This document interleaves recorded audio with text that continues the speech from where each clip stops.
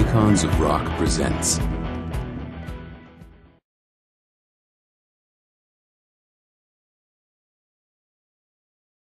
So, how on earth does a boy from a nice York College in Toronto get hooked up with Rick James and wind up in Motown?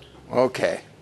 The best band I had in Toronto, that you progress, you get better and better, and I put this band together called The Trip, and we were like in the top two with this other group called Mandela with Raphael Markowitz was the manager. Mm-hmm. He was Randy Dandy, like the Soupy Sales in Canada, and became a rock manager. He was really good at it. Now he actually is the manager of that Follies in Palm Springs. But anyway, that's another story.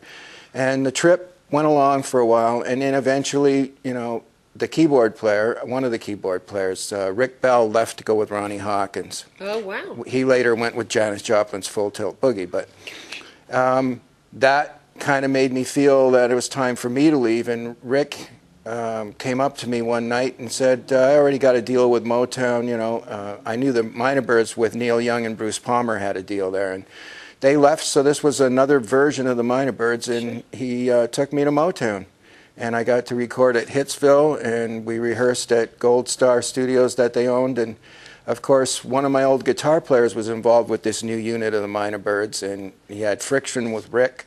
And that was the end of that little escapade. Although we went back to Toronto to reform Minor Birds, but then that gets into another connection. But gosh, I mean, what an amazing thing to record at Hitsville and. Oh, it was fantastic. I mean, the meters under the upright 8-track reels, the tape machines were flat on the wall, and all the VU meters underneath were all painted with nail polish.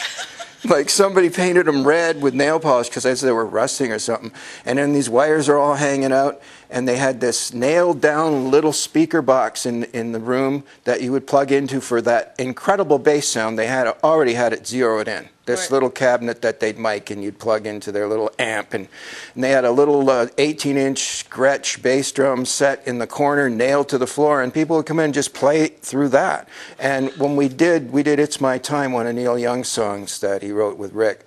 And when I went to listen to the playback, it had the Motown sound. It was amazing, the bottom and, the thumping bass. Yeah, and this day and age, we think we've got all this fantastic technology, but it doesn't necessarily sound as good or feel as good as it did in the old days. That's great.